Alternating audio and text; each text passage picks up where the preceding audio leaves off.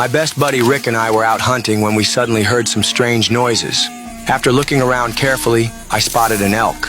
Just as I was about to take the shot, his son Carl started walking slowly toward the elk. This was his first time seeing an elk. To satisfy his curiosity, we stayed put and watched him walk toward it step by step. But just as he got close to the elk, an accident suddenly happened. No. Rick grabbed his son and ran frantically forward. If he doesn't get treatment soon, he's going to die. At that moment, Rick turned back and shouted anxiously, "How far? How far? That way! Hey, Herschel! Talk to Herschel, he'll help your boy!"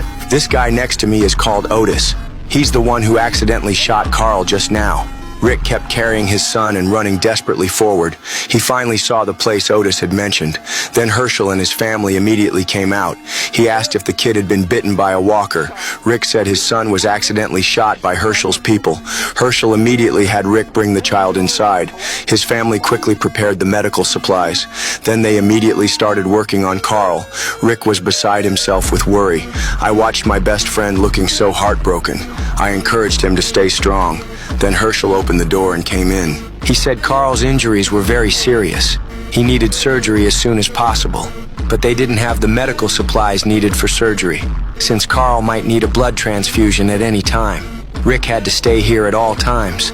At that point, I decided to go alone to find the medical supplies at a nearby hospital. Doc, why don't you do me a list, draw me a map? You won't need a map. I'll take you there. Ain't but 5 miles. Otis, no. Honey, we don't have time for guesswork, and I'm responsible. I ain't gonna sit here while this fella takes this on alone. So Otis and I immediately got in the car and prepared to leave. We successfully arrived near the abandoned hospital 10 kilometers away. Then we carefully observed the situation around us. Fuck! There were countless walkers here. The entrance was also occupied by a group of walkers. We couldn't get through there at all.